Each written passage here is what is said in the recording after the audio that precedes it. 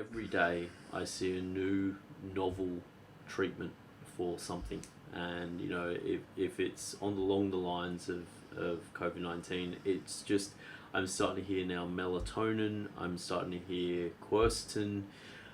How do we kind of sift through all this chaos and sift through all of this and actually say, right, what if I was just to put it on you today without any warning, which I'm doing, what should we really be concentrating on? I can probably tell you, what am I doing?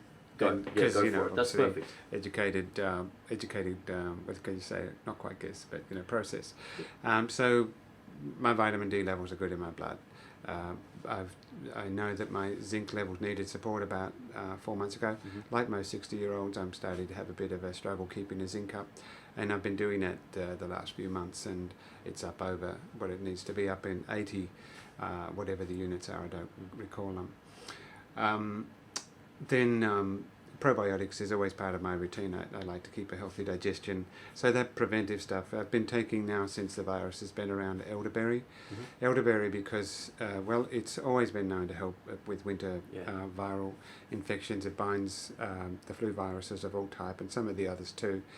And it turns out that it actually locks on to the ACE2 receptor where the COVID virus enters the lungs, and it looks as if it would be very useful in that regard. Right. And there's a couple of other hints that it's useful in the preventive stage.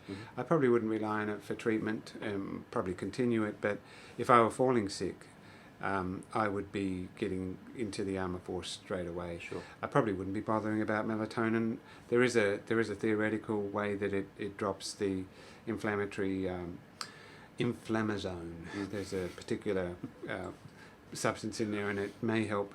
And particularly if you're older and your melatonin levels are super low, it might help. But frankly, it wouldn't be something I'd necessarily use for myself or for others. But I certainly would use andrographis. And then during any active infection, I'd be into the very high dose vitamin C and use quercetin with it.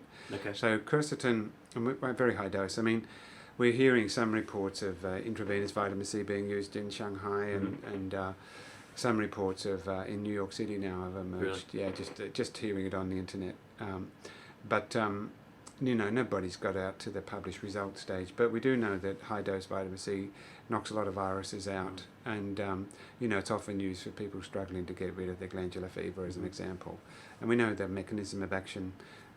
It's an effective antiviral at really high intravenous doses. The problem with oral doses is you don't get to that kind of level where it's super potent like these can. It's hundreds of times more when you inject it in the blood. But we do know that it generally supports an antiviral effect, and quercetin is similar. Quercetin does have a couple of properties that help it to actually be really effective in the acute inflammatory stage. It's also one of these cytokine modulators, so it reduces TNF alpha, the interleukin 6, the NF-kappa B. So it's going to take out some of the heat. We often use quercetin as an antihistamine, actually. So it's got its role in just general upper respiratory tract and snot and all that sort of stuff. So it's helpful in that antihistamine effect, but in this case, it's doing a lot more as its high potency antioxidant at protecting the cells from being damaged. And there is a decent study on its use for correction of lung fibrosis. Yeah, right. Yeah, and it's showing again the antioxidant effect and how it's able to do some repair work. So it'd be part of the post treatments that I expect that I'll be doing in down the line, as a few soldiers wander in after their infections have left them feeling pretty weary and run down. Do you have any thoughts about that? I mean, I'm starting to prepare myself for maybe the natural medicine's role. Will play that broader convalescence role in the end. I think, let's just reiterate that if you are listening to this and you are developing symptoms, you know where to go. You go in a hospital. Yeah. All right. You know what I mean? Like at that stage of about a week or 10 days, if you're getting worse, that's what you're doing. We just want to play our part in the community. But I think the